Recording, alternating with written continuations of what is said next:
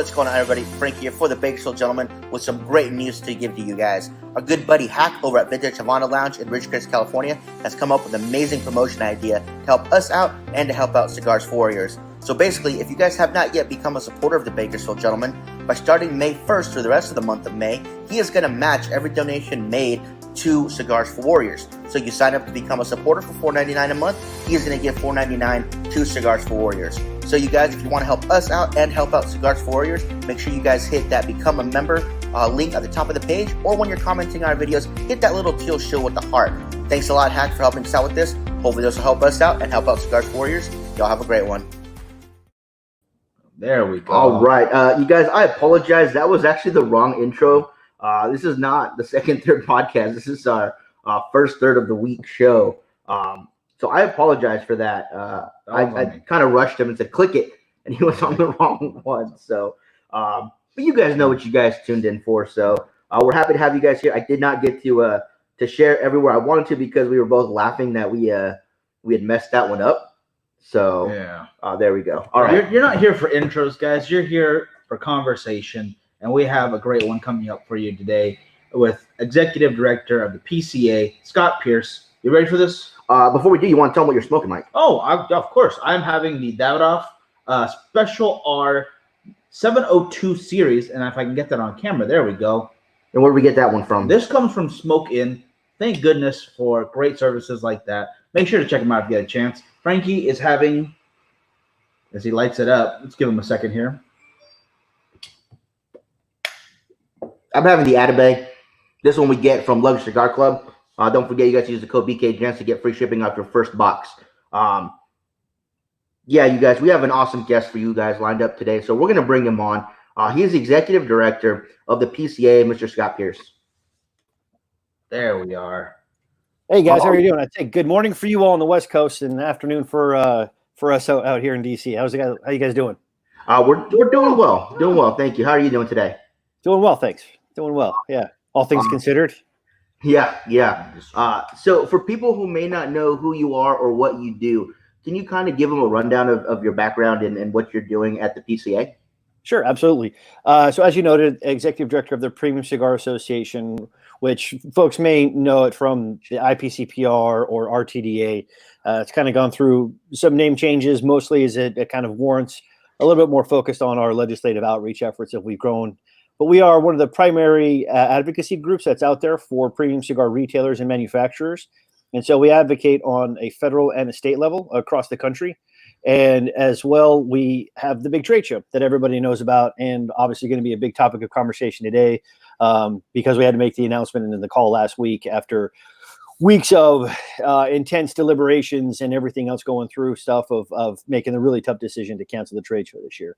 And so that's kind of in a nutshell what we do as the association and who we are. And for me, I'm just the executive director. I work with the board and the executive committee of the association and just kind of help manage the staff and help manage the programs.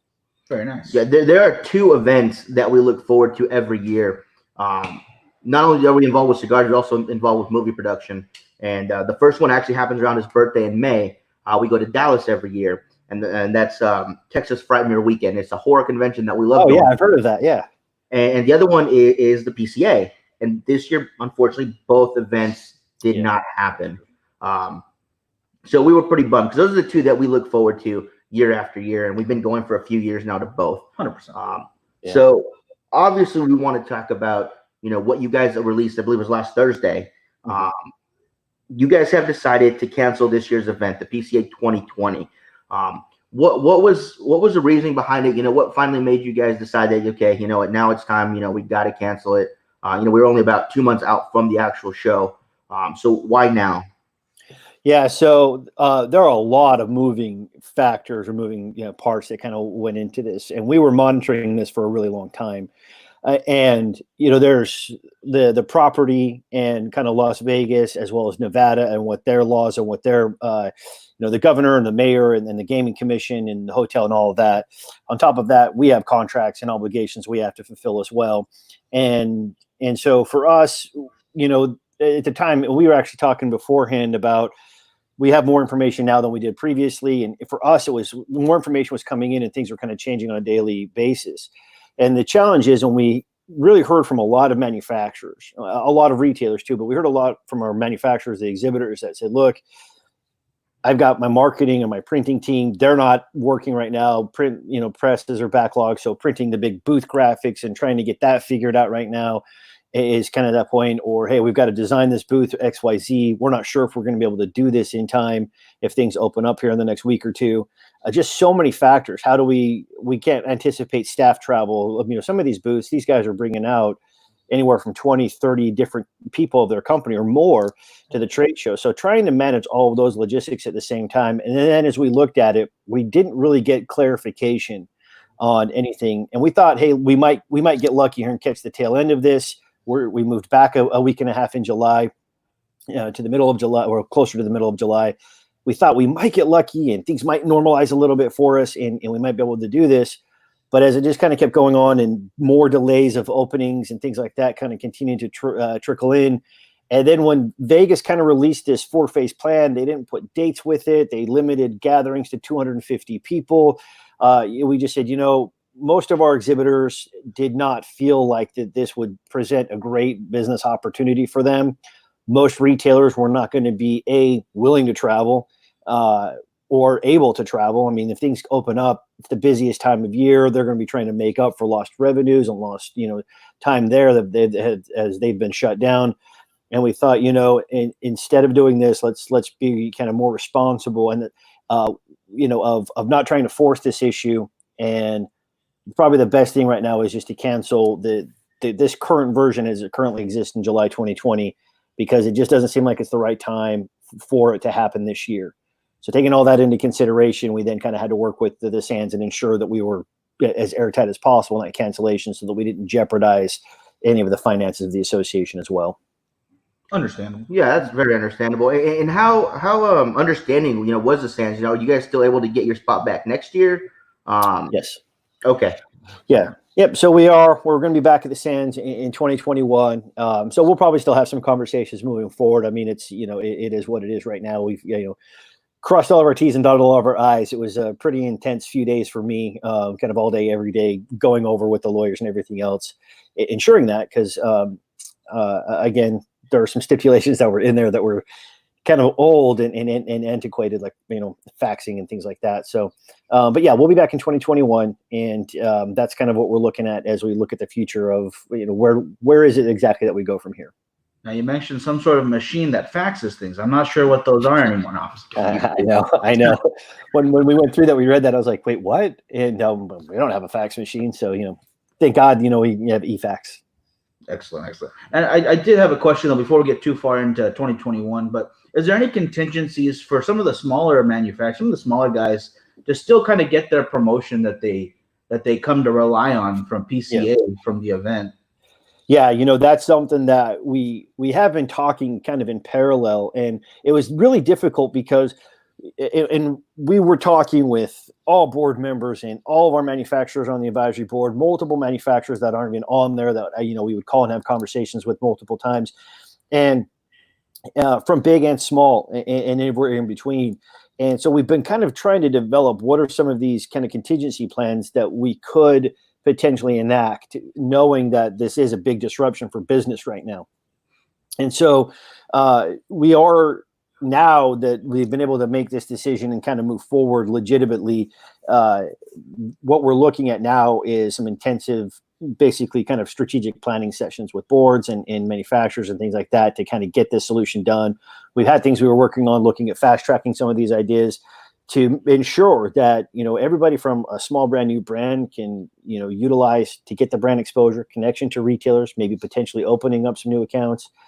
Particularly for retailers, we have done surveys, and we know that one of the biggest reasons that retailers attend the show and come to the show is to get the new product education.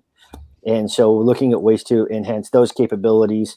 And so, we're ideally moving as fast as we can with volunteer leaders, try to get this done within the next few weeks, so that way we can kind of provide that clarity for the industry.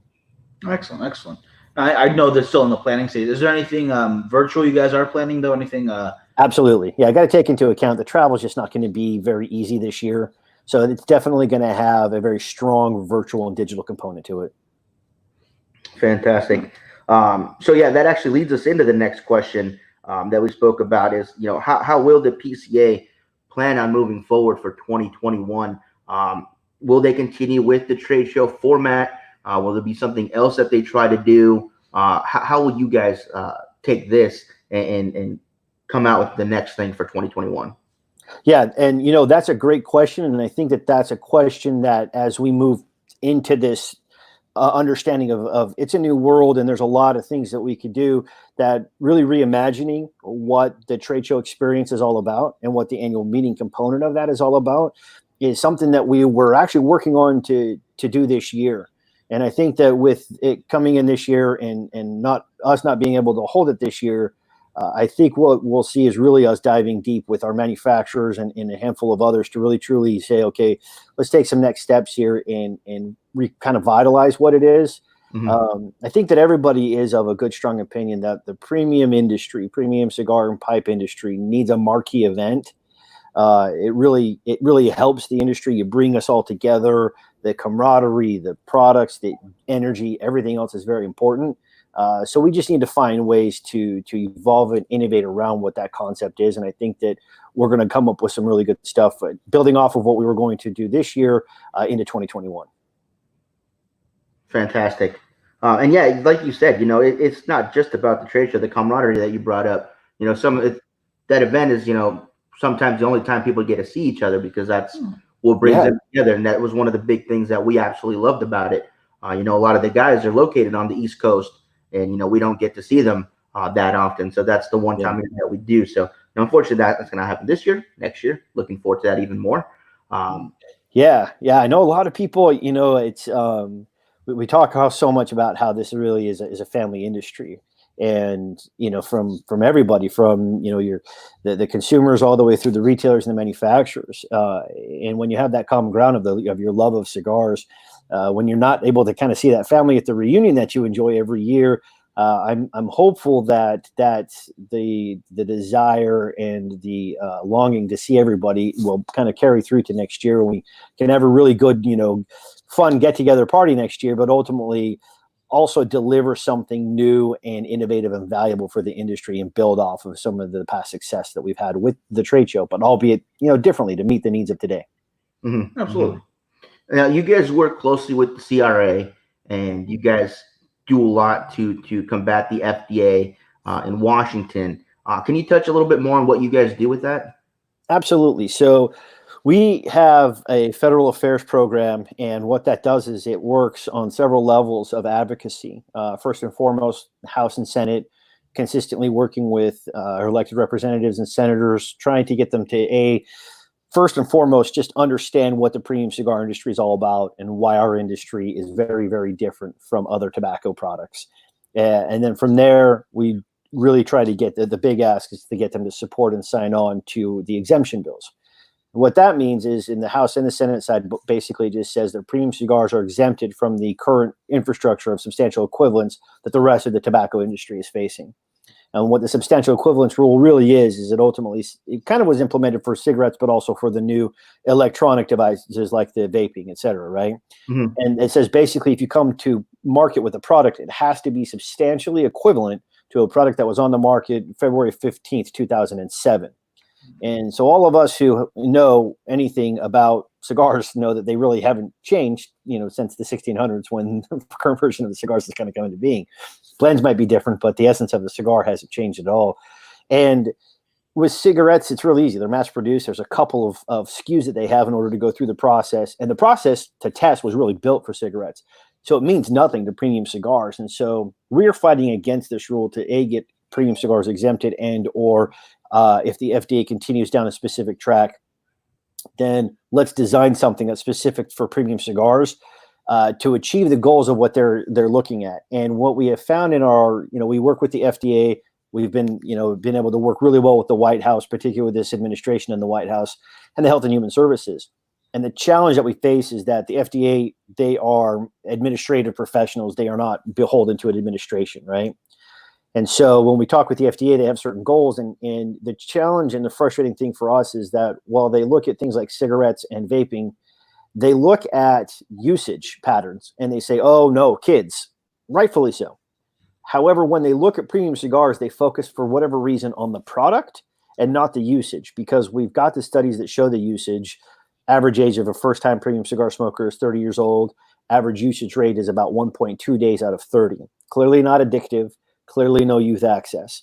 No marketing to kids. Sold predominantly through adults-only stores and on websites as well with verification. So that's what we've been trying to work with. We made a lot of good, significant progress there. We've been paying for the lawsuits along with CRA in order to fight some of these things. Like we just won the warning labels a few months ago.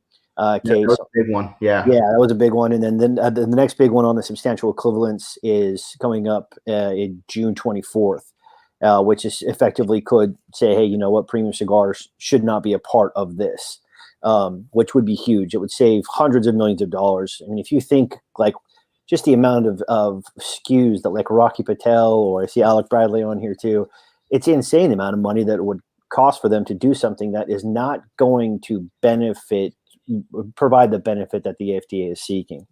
So that is primarily what we do at a federal level. We also have an entire state lobbying infrastructure in place too. The patterns we see all the time, and the Tobacco 21 is a great example of this. Generally, in some kind of locality or municipality or city, you see a regulation come out or a tax or something along those lines, or a ban, and then ultimately it starts to trickle up until it becomes some sort of federal thing. And so we are very active on the states, working with our all of our retailers, primarily connecting with state legislators there as well, and fighting back everything from onerous regulations to even trying to promote things like tax caps on cigars, getting like Arizona just a little while ago, Cavendish to be at a better rate because they were taxing it at a different rate. And so just a lot of things like that. Yeah, we could definitely use that here in California with our 62.5% tax. That would be fantastic. Yeah, we have we have somebody specifically for California, because California is straight up cookie dukes when it comes to the way that their legislator works, as very different than anywhere else. And California a lot of times will drive the national agenda. What comes out of California definitely more often than not drives the national agenda. So we're we make sure we prioritize that and have a lobbyist dedicated just for California issues. Now, you brought up the Tobacco 21, and that was basically where they were wanting to make 21 the national age to buy tobacco products. Yeah. Obviously, cigarettes and all that are included. Were you surprised that they did not exempt the military from that? Yeah, we were upset. That's what we lobbied for. And the challenge with this is that, so we're a very small niche, and so we only have so much resources to go around. And as we were looking at the Tobacco 21, it was a national campaign by a very large cigarette company to do this in hopes of sort of staving off the vaping aspect of what they'd invested in. And so there were states where we could fight it, but we knew at a federal level, because there was so much energy behind vaping and youth access, that we thought, you know what, the best opportunity we have to gain any kind of victory for ourselves, we would be throwing money away trying to fight this. And so it's like screaming in a hurricane against kind of the onslaught that we were facing. But we really thought we might be able to get a military exemption, just because we have both sides of the aisle. And every time we talk to somebody who has served in the military, no matter what political party they're affiliated with, they've always smoked a cigar when they've been deployed. They come out of the box at the end of the day, especially if you're in the Middle East, you can't drink. You can't drink in those countries. There's no alcohol. Right. So being able to come and unwind with a cigar is necessary. I mean, it's preposterous to me, and I think everybody that says, look, if you got 18, 19, 20-year-old that's out there in that kind of a stressful situation, putting their life on the line, how in the hell are you going to tell them that they cannot smoke a cigar? They're not old enough to make a decision for themselves to smoke a premium tobacco product. So while we got a little bit of movement on it, there was not enough that we could get at the federal level for as quickly as that was moving, unfortunately. Their biggest thing was, well, if we do this military exemption, et cetera, that means it's the dumbest case. But I mean, the reason that we got was, well, an 18-year-old that's enlisted could still, buy and still has friends that are in high school and middle school that they're going to give this stuff to. I was like, yeah, okay, that's a reach, but so.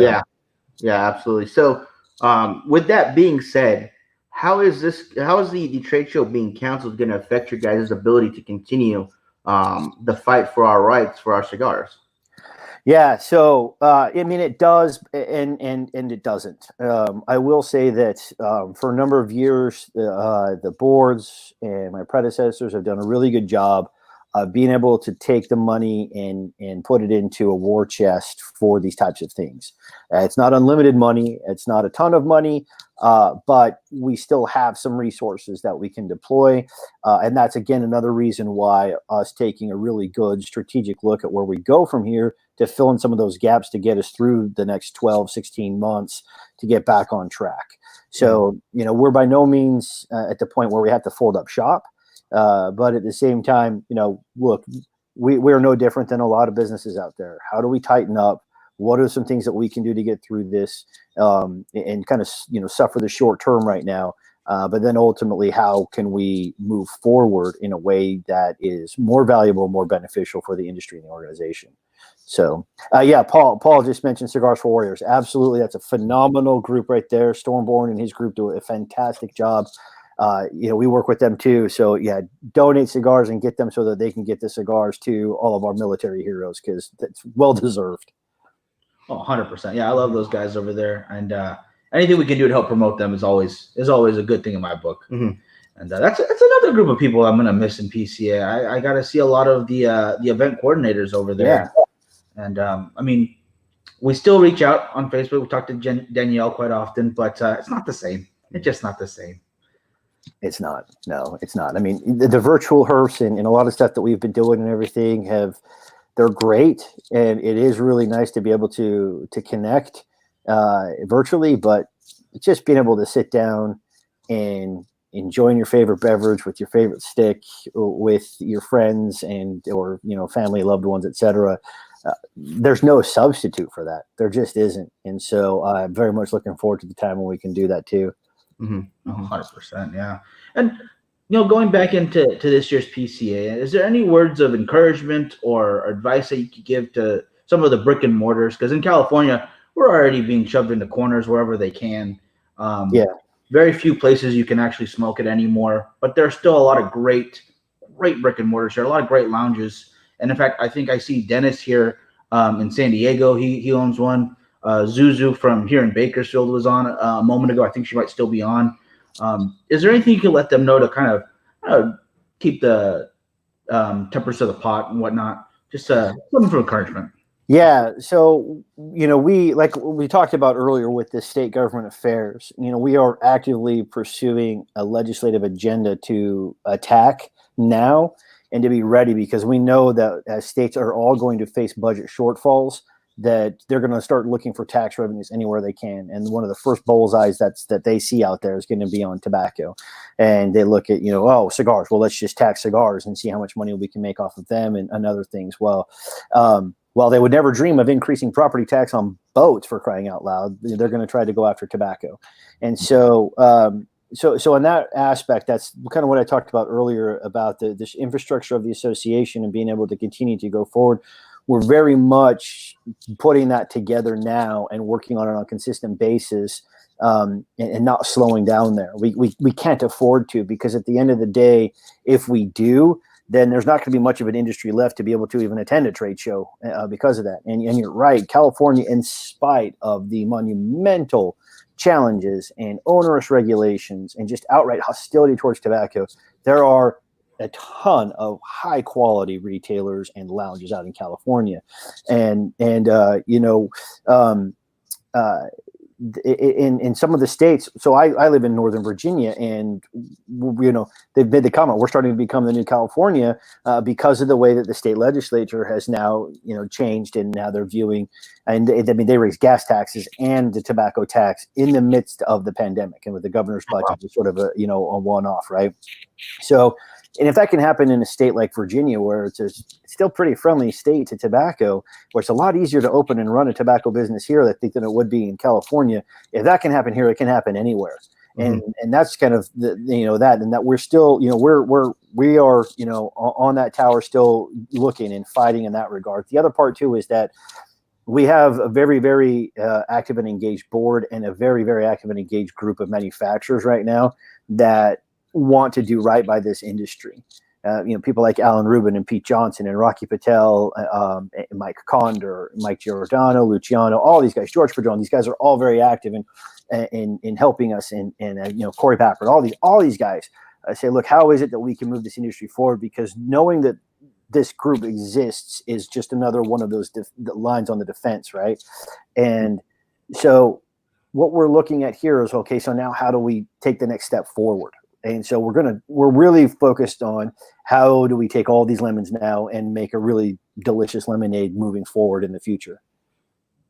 100%. Do you have any goals for next year's PCA personally, or just something you guys have seen something, okay, we want to make sure this happens at least, or some kind of change that you want to make sure gets implemented yourself? Yeah. I think that the biggest, thing that we are looking at, and it was something we were going to be doing this year, albeit probably smaller this year, but then next year, next year, let's go for it, is a reimagining of the annual meeting, and the annual meeting not just being something to where people come listen for a few minutes and smoke a cigar and then go on the trade show floor, but really engaging the membership and providing opportunities for members to voice concerns, vote on policies, vote on other things, future of the trade show, for example. So think of like town halls and kind of, referendums and things like that. I'm really looking forward to something like that because, the more that we can kind of come together and do that as an industry, the stronger the industry becomes and the more united I believe the industry becomes. And I also think that the trade show, I'm really excited to see what we can do with it. It's been such a good, standard for the industry for such a long time. But, talking to you guys, whether it was Steve Saka calling me or, Christian and Pete and those types of size guys versus, Rocky or Carlito and what they look to get out of it, and kind of anywhere in between them and some smaller folks, I'm really looking forward to how do we reimagine the trade show so that the manufacturers are getting the absolute most out of every penny they spend to come to this show. And they're all great because they understand. They say, look, I'd much rather have, what I'm spending to do this come to the organization rather than to union labor or for some of these other costs that they're doing. And right now, such a small portion of what they actually pay to come to the show is really what we charge. And so I'm kind of looking forward to a way of fixing that. And I think that the more value that the exhibitors get out of it, the better. And then that component of the retailer, the member as well, having a lot more involvement in a lot of this stuff as an annual meeting, I think are really exciting propositions for the centerpiece of the convention and trade show. Definitely. Okay. I'm looking, I like this. Yeah. And if you mentioned the members of the PCA, if there was a retail shop that wanted to become a member, what would they have to do? What is the process for them to do that? Sure. The easiest thing is just to reach out to our retail membership director, Greg Vickers. Email or call him, greg@premiumcigars.org. And he can kind of walk you through the process. What we do is we're a little strict in terms of allowing people to come in. We want to make sure we see a tobacco license and that you have a physical location, and that we can kind of go through that aspect. Because for years we're kind of everything for a while, a cigar boom, everything. We've kind of been able to say, look, we're winnowed down to what this niche is. And you've probably seen that at the trade shows you've come through the years to see various products and things like that, that's kind of tapered away. We really want to focus on this group. So we tend to focus on those groups that are good retailers that have brick and mortar. And as long as you've got that tobacco license and you've got a store, and if you're in the process of opening, for example, and you're going to be opening up in 6 months or something along those lines, that's there as well, that you can reach out to us. So premiumcigars.org, and then just reach out to Greg@premiumcigars.org. Mark's comment right there. Yeah, I was going to read that. The trade show is for industry insiders that are making smoke decisions for consumers. So in the industry releases, I only get what someone else thinks is going to suit my taste. And that kind of brings up to CigarCon, I believe. Yeah. Like we tried to talk about this morning, when people are bringing in new products, the new companies, they want that footprint in their store. And, not every store can carry every single line of cigars. It's just, unless you have, 5,000 square feet humidor, you're not going to be able to bring everything in. So that's really down to the retailer and what he thinks will be able to sell in his area. we've said it before, where we're at, Perdomo doesn't sell as well as, Fuente, but we go over to Arizona and they can't keep Perdomo on the shelves. So that basically goes down to the retailer.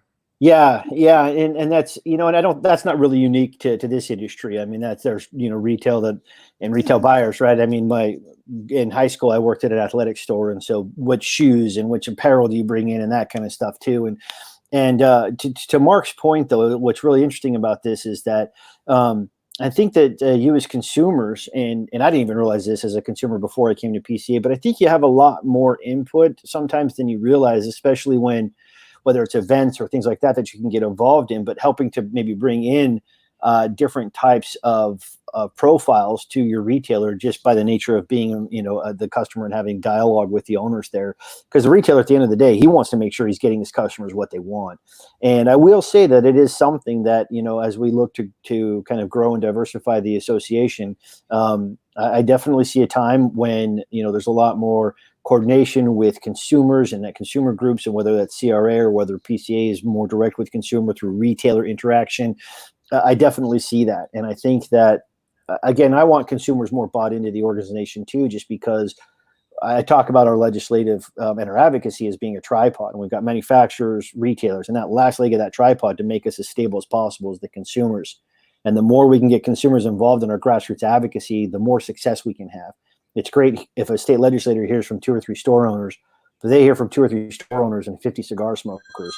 That's a large voting contingency within their district that they will listen to a lot more.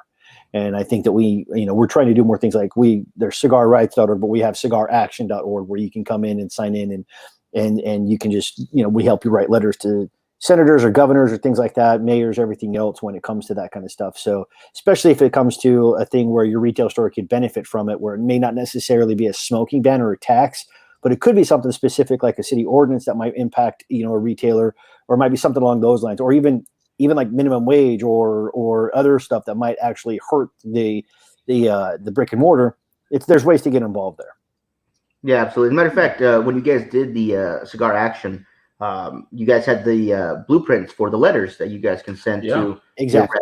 And it was fun. I actually filled one out and I sent it to our rep. Oh my goodness. And I got back the most generic concern, along with the concerns of the rest of California. And then it just went on. I was like, okay, yeah, she didn't read that. It was definitely like topics that weren't even involved in the letter. And those are the moments that you really think like, man, are they even listening to us sometimes? But yeah, so I will say what is helpful there is that what we do is that if let's say we do a campaign, and let's say that we had 15,000 people fill out the letters to send to California.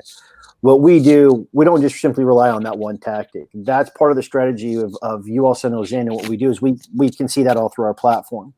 And then what we do is we follow that up with visits, and we go into their administrative offices and we say, look, we had 15,000 people that came in on this. And here's who these people are, and here's what they represent in terms of what the taxes they pay, the businesses that they own, et cetera, et cetera. And so that's part of the tactical component that we have for our strategy of lobbying and advocacy. So that's when we say, hey, write these letters. It's not that you think that this letter is going to change their mind. It's that we then follow it up with our outreach, and we can use that as some good ammo.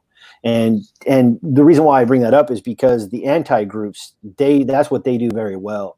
And so when they have something, they come in, and it's not that they say, oh, well, our argument makes more sense. What they say is, we've got 50,000 people here who have told you not to do this versus us. So the more that we can get consumers to engage, and then on our side as well, we do a lot of education outreach for the elected officials so that they can say, well, the health group argument is really for cigarettes and for vaping. It has nothing to do with us. So we've actually been successful, and we've done this in California a few times, of getting exemptions for premium cigar retailers where it otherwise hits something like a 7-Eleven or something like that. Mm-hmm. Understandable, yeah. And not to put us into just numbers of people, but I mean, we're a niche group. There's not a huge amount of cigar smokers throughout the entire U.S. comparatively to the entire population, but it's still a very significant number. And I think that's a great strategy, is just to, again, I don't want to keep us numbers or statistics, but add us together and show that there actually is a good movement behind it. And there's reason to not legislate us out of existence. Exactly. Yeah, we did an event last September with the Congressional Black Caucus, and we did a diversity and entrepreneurship panel up in the Senate offices. And by and large, there was a lot of people that really had never been introduced to the premium cigar industry. And so we had a couple of Afro-Caribbean women that own a cigar company, and they came up and presented. And we had a really good panel that was on. And it was interesting because I said, what's everybody's stereotypical cigar smoker? And I was like, you guys think of a fat old man, right? And they all laughed, and I said, no, but it's true. And I said, if it truly is an old man, then the smoking isn't anything that's killing him early on. So consider that, and kind of carry that through. And they kind of laughed about that. But for us, when we talk about your point of the people is, I said, look, generally we're older, and generally we are more affluent, and just by the nature of the study, and higher and more educated. And so because a lot of the times they argue against for things like menthol cigarettes. Oh, it's poor, it's uneducated, etc., and then they're getting them addicted. And so ours is very different. And so we try to use that also, saying, look, we're older, old people vote, right? They have means, and generally business owners and things like that. So they have means to donate to campaigns or donate through us. And then on the flip side is that they're more educated, and so that they are involved more in public policy. So we're able to kind of punch above our weight class in that regard for the influence that we try to bring with the consumers. That's definitely some good points. I think that's things that people don't really think about when they think about cigars. They just want to kind of lump it in as they've been doing for so long. And it's really nice to know there are groups out there who are trying to educate. Mm-hmm. And just like you said, in the caucus, and you had a chance to explain to others who aren't usually touched by the industry, there's still a chance to reach out to people. And it's good news in my book. Yeah. Yeah. So the board a few years ago decided to get a property next to Capitol Hill where we could host events. And so we've been doing a lot of education events, and we generally invite Hill staffers. And, we've been averaging probably anywhere from 60 to the big events are over 100 people. So 700-800 people over the course of a few months coming through, being introduced. And, we've done different types, but they get to taste cigars, they see the difference. And we've had wine nights. We've done it with, different spirits, with we did Cuban coffee, for when the Tres Lindas ladies came.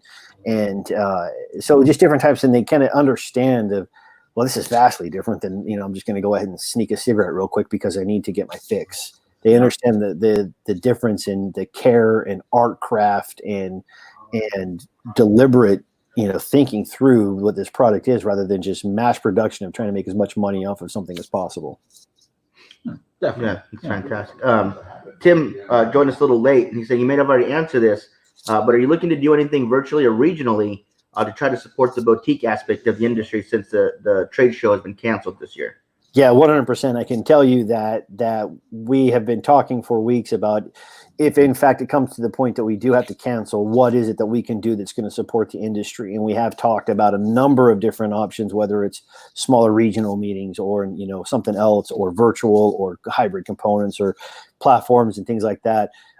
That's what we're working through right now, to making sure that we get the best decision possible moving forward to aid and support the industry right now. So yeah. Thanks. Good question, Tim. Yeah, we've been, going through those deliberations and conversations quite extensively now. Very nice.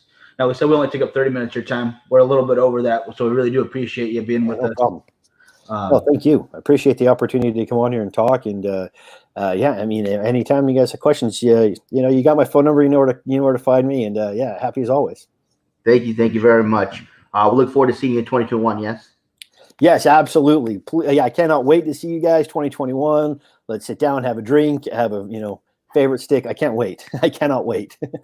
And just before you go, last couple of questions. One, have you been smoking more or less since you've been home? And two, what have you been smoking? Oh God. Yes, I've been smoking a lot more since I've been home. And the weather, thank goodness, is turned. I mean, I'll go into the office a few times a week, and again, we have that space to where we can smoke. So yeah, gosh, I have been smoking sort of breakfast cigars, the smaller cigars. So like the Fuente Cubanitos and the Rocky Patel Edge series as well, on some of those, the Ashtons. And then God, I've been smoking. Let's see. I just got some of the Tatuaje TAA specials. I've got some. The thing is my position. I'm so lucky that I know so many cigar people that they offer and send me stuff that they were working on releases and things like that. So everything from Platinum Nova and Nat Sherman, like I said, Tatuaje, Rocky and Fuente, across the board. I mean, I've been smoking a lot these days. So, I mean, I think probably any brand you can think of, I've probably smoked it in the last month or two. Nice. Fantastic. Well, if you ever get overwhelmed, you can always send them here. We'll take care of them for you. Definitely gonna Yeah, help out. it's funny. I do have some stuff. Maybe I'll put the care package together because Luciano from Ace Prime, I've got like a Dominique Wilkins thing that I haven't opened yet, a box of his cigars and some of these others. Maybe we'll put a care package together and send them out to you from stuff that that's out there that's not mostly readily available for most people. Awesome. We appreciate that. Thank you so much. Well, thank you for being on. We'll let you get back to your day, and we're going to wrap up the show. Actually, before we let you out, though, is there anything that you want to let everybody know? No, just again, but I thank you guys for the opportunity. It's always great to be able to come on and kind of talk about the anatomy of the decision and everything else, because I know that some people kind of wonder what goes on and then conjecture and things like that. So love the opportunity, and then also I think this kind of thing is really nice because you guys allow people this opportunity. You guys are getting information and things like that. So please keep this up because I think it's very beneficial. And then just cigaraction.org is for anybody who's a consumer. And if you're a retailer, please let your consumers know to go to cigaraction.org. And as a retailer, reach out to us if you need any resources. We have a ton of stuff that we've been working on with the Small Business Administration, your loans, compliance issues, and other things. We just have a new resource that we just sent out for folks to switch over from a loan to a grant and how you can make that happen. So retailers, reach out. We're trying to do everything we can to support you right now to get through this. So that's pretty much it. Thanks again, guys. I appreciate you guys bringing me on. Thank you. Yeah. And hope to have you on again soon. Yeah, anytime, guys. Thank you. I appreciate it. You have a good one. Thanks. You too.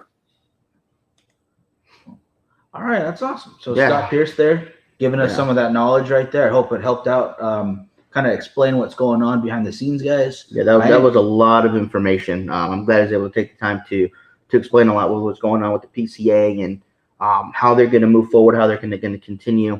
Now that he has cleared the room, I gotta say, my freaking cigar was burning weird in the beginning, and I couldn't correct it because I didn't want to interrupt the man by trying. So I did it, but it's been really good though. This Davidoff has been phenomenal. Don't get me wrong. I did have a weird burn in the beginning. But geez, I felt so weird. Can I correct while he's talking? Do I look like I'm not paying attention to what he's saying? Yo, wait 1 minute, Scott. Yeah. just stop talking about important things so I can relight my cigar, please. No. Yeah. How's the Atabey going? Atabey smoking well. I mean, the ash is as white as can be, and it's just solid burn line. I'm looking at yours, and I'm looking at mine, and they are not the same. No. Yours is just perfect. I have got some flakiness going on. Again, flavor profile is great. I am loving it. It's a little more mild to medium for my usual taste, but it's very, very, very smooth, and I'm loving that. But yeah, construction-wise, I can see your ash just holding on like it's mortar to brick building or something. Gosh, it looks good. Yeah, it tastes great too. I hope he answered all of you guys' questions. If he didn't, please message the page and let us know any other stuff you guys would like information on. We'll go ahead and email him and get you as many answers as we can. I think he did a pretty damn good job, though, in my opinion, of answering what we asked him. So that was really great, and it's sad to see that, obviously the show was canceled this year. Again, I love going to the show every year. So looking forward to 2021. Hopefully, fingers crossed, things will be back to normal and we can continue with, not only PCA, but other shows that we like to go to. We'll be back on. Yeah. I want to get out to Tim's event over in Arizona too. I can't wait for that to get back in track. Can't wait to go to Fuente Fever, TPE, to all of them. Not just trade shows, but to events where we get to hang out with you guys and actually one-on-one talk. And I mean, I'm glad we could do this, but at the same time, we definitely like to go to events and be amongst everybody, have a cigar with you versus have a cigar at you, I guess. Yeah.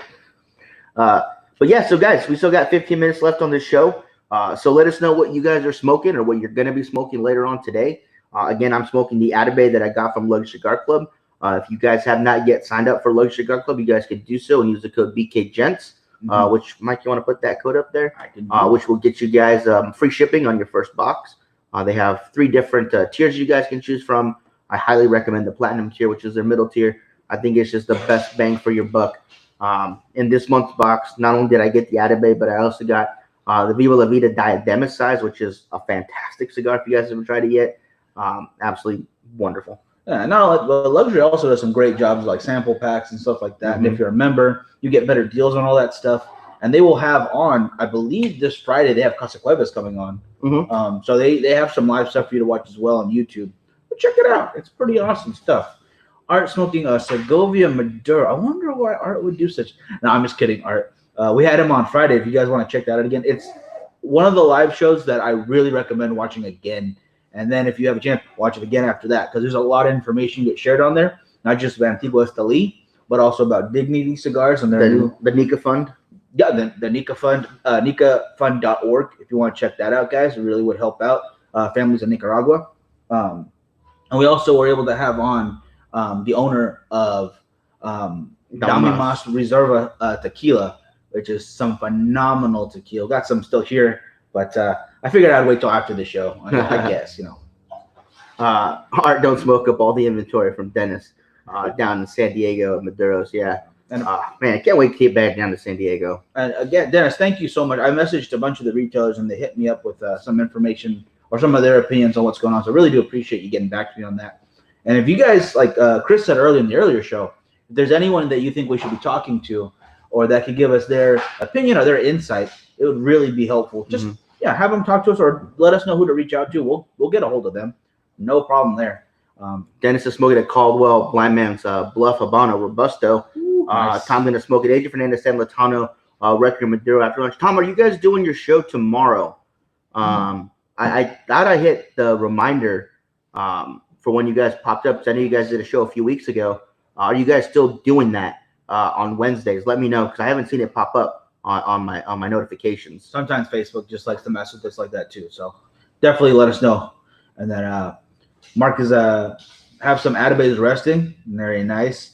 Talking to a group doing work with some minority women and other as Tras Lindes group from the women firm, and they make a good stick. I have not tried theirs yet. I got to get a hold of that though. Yeah, definitely want to give that a try. And he brings up a good point, Scott, that your average perception of a cigar smoker is honestly not correct anymore. I don't think. I know the statistics show, it's an older gentleman, but I have met people from all walks of life who smoke cigars and who enjoy them on a regular basis.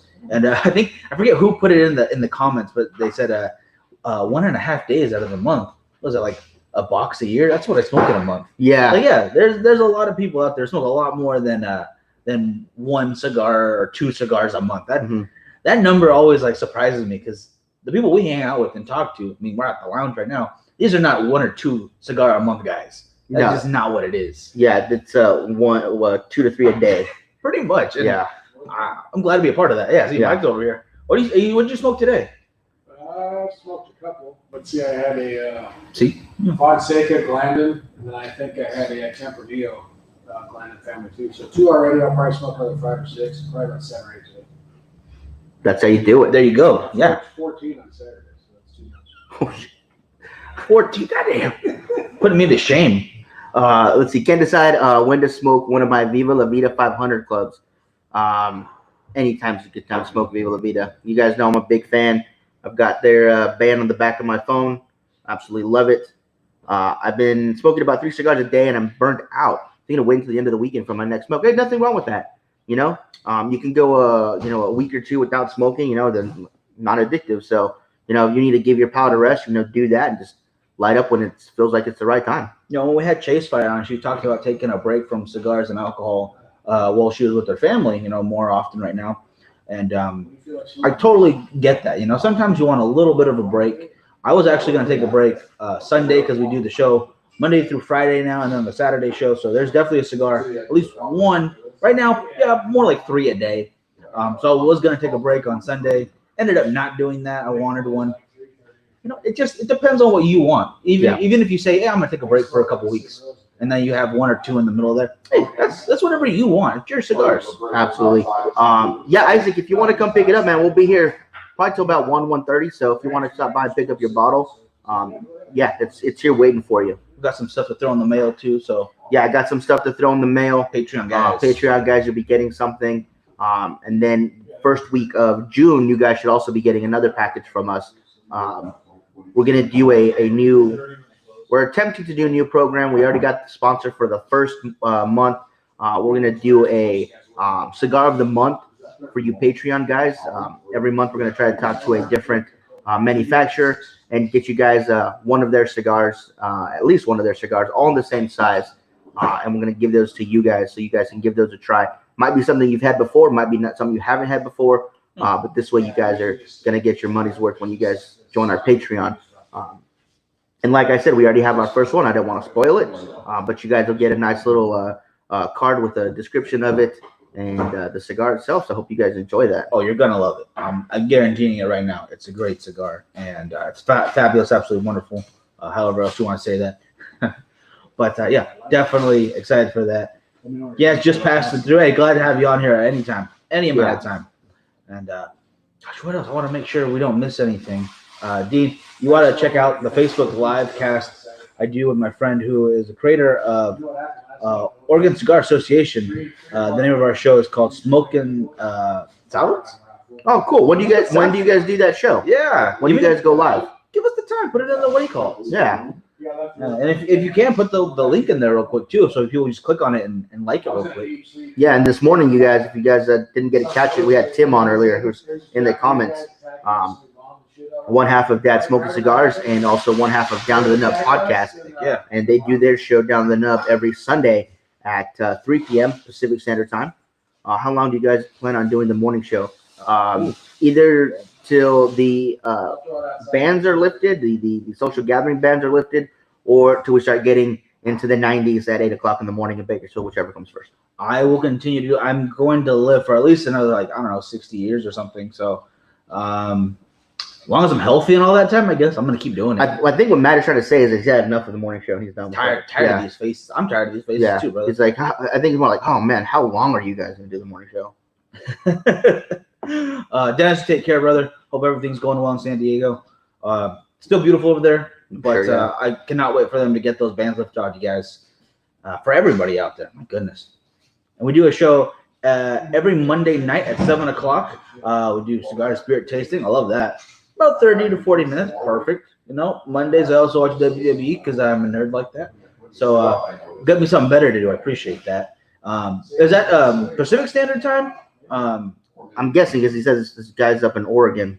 That makes sense. Yeah, so I want to make sure about that. This way everyone can catch it. This way I can catch it too. No, I never get tired of chatting with you guys. Appreciate it, Matt. Yeah, And, absolutely. I kind of want to see if we can't keep it going after this. If you guys like it, we'll keep it going. If we all get bored of it, then we all get bored of it together. We'll let it go to the wayside. But until that happens, we will just keep it going Monday through Friday. Mm-hmm. Yeah, I've had a lot of fun. I've actually been waking up and getting to be on the show with you. So yeah, it's been a lot of fun getting to do that. Yeah, I appreciate it. And this guy, this entire week, he did all the guest stuff. I didn't have to worry about anything. All I have to do is wake up and do it. And that has been really awesome. And I've been able to talk to some really awesome people. I missed talking to Kevin. Really glad to talk to Tim. And tomorrow, I believe we have Joe. Joe is on, yeah. Joe. I'm tired of that lady, though, so we can just whatever. I'm just kidding. Joe from Girls Going Gin. She has been on before. You guys know her. So check in for that. Yeah. And we also have Luxury Cigar Club, guys, on this Thursday for Thursday. Yep. The actual second, third podcast, not my mess up today where I put the wrong intro out there. But I like that intro anyway. So Yeah, that's pretty funny. yeah, that was my bad. But yeah, no matter where you guys are at, let us know if your guys' cigar shops are back open, whether it's just for pickup or if you can actually sit down in your lounge. Let us know. Kat, how are you doing?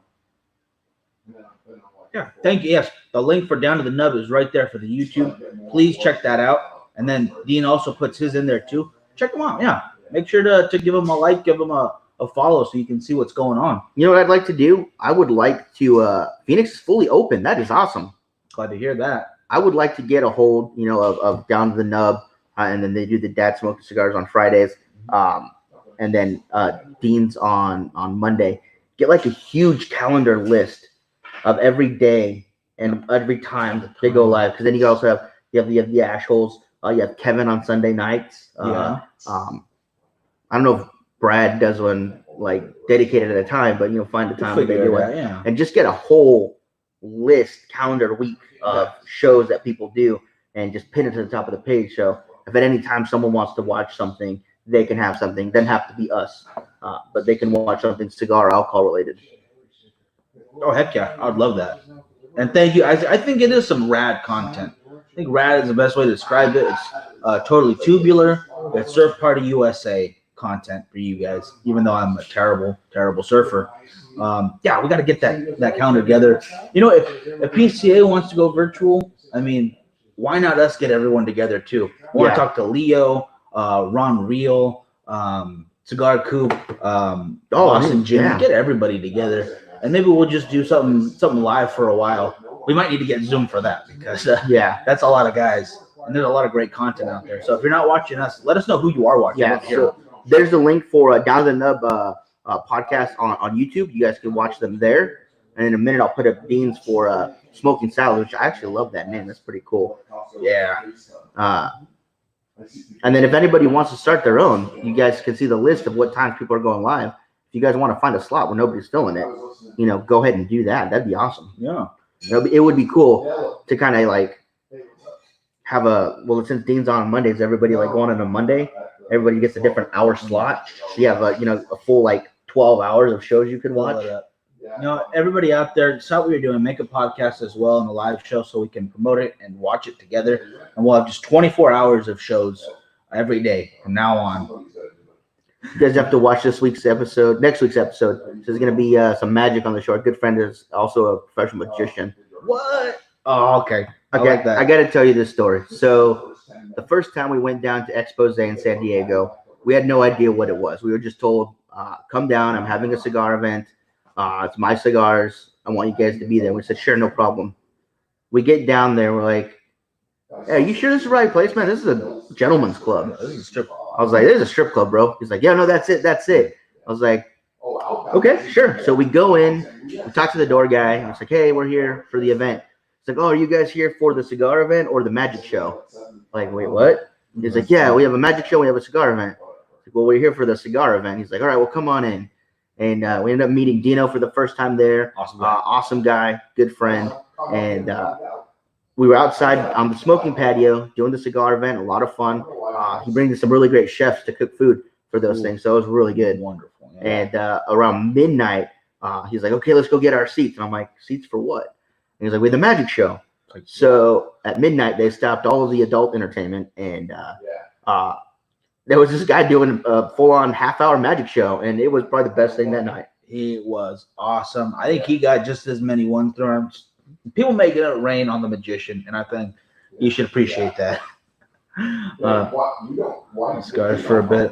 I've been glued to my phone, my tab for the last month and a half. I'm exhausted. Yeah, I don't blame you. It's been a lot of content out there. So when you find something you guys like, make sure to help them out because they are putting out a lot of stuff right now. But yeah, I can feel my tongue giving out on me a little bit. I need that probably Sunday break. You know what though? I've honestly noticed that I've smoked more cigars during the quarantine than anything else. Since we're not really working all that much anymore right now, it'll be, instead of doing, a review on a cigar and then maybe a show that day, having 1 to 2 cigars, I'm sitting down, I'm looking at stuff on the internet, I'm doing YouTube, I'm doing research on stuff, and I'll find myself having more cigars that way. Yeah, 100%. Like if you're just relaxing or heck, just trying to pass the time a little bit and do something I like. Pretty much turn to cigars right now. Mm-hmm. I'm trying to do the social distancing thing, trying to be responsible, and I know everybody else out there is too. It's not just the government telling us to. It's people know what to do on their own, and I think cigars are a good way to kind of take a break, take that minute to yourself, take that hour and a half to really enjoy your time. Yeah, see, Tim's the same way. He's working from home most of the week, so he's doing the same thing, smoking more cigars. Yeah, I feel the exact same way, except I'm not really working. I'm watching YouTube. He does that. I do that too. I love YouTube. Me too. I don't normally smoke that much. I feel like a train. Nothing wrong with that. But however many cigars you want to have them. That's what I think. Yeah, and if you guys want a good recommendation, right now Hulu has Demolition Man. So if you guys have somewhere to watch that and smoke a cigar, I highly recommend that. Oh heck yeah! It is a classic. It belongs on the top AFI 100, at least in the top 10. It is that good. It is historical. It is accurate. It is thrilling. It's a romantic love story. It's got some comedy mixed in there with some drama, and it is basically the perfect movie. I don't know about all that, but I do like watching it, and I like watching Sylvester Stallone beat people up. That's always good for me. Wesley Snipes as well. Now you don't want to be like Michael Wells or Brandon Wells, 10 cigars a day. What's wrong with that? 9 to 10 range. I think that's the safe range, anyways. I think that's the amount to keep you safe from any disease, really. And then always remember to have these 3 seashells. Oh man, as I don't know how to use the 3 seashells. Oh, that's embarrassing. Oh man. All right, guys. Let's we're gonna wrap this up. We're over our hour. Yeah, thank you guys so much for tuning in for the interview with Scott Pearce. We'd love to get him back on again soon, and we will talk to you tomorrow morning at 8:00. Yeah, we'll have Joe on from Girls Gore and Gin, so you can check her out and talk to her, ask her some questions if you want. You can catch Girls Gore and Gin every Thursday night at 7 p.m. Pacific Standard Time. To do a fantastic job of talking horror, conspiracy theories, cults, paranormal, all that stuff, all while they smoke and drink and entertain. So they do a fantastic job at that. So we will see you guys tomorrow morning. You guys looking forward to it. And I hope you guys enjoyed this show. Thank you guys for the support and all the great questions you guys had for Mr. Pearce. And again, if any of these questions weren't answered, give us a message and we'll send that on and we'll get you whatever answers we can, guys. 100%. And don't forget, you guys can catch Tim doing Down to the Nub at 3 p.m. on Sundays, and Dean on Smoking Salads at 7 p.m. on Mondays. So there's 2 more things you guys can watch right there. Heck yeah. All right, guys. We'll catch you guys later. Y'all have a good one. See you later.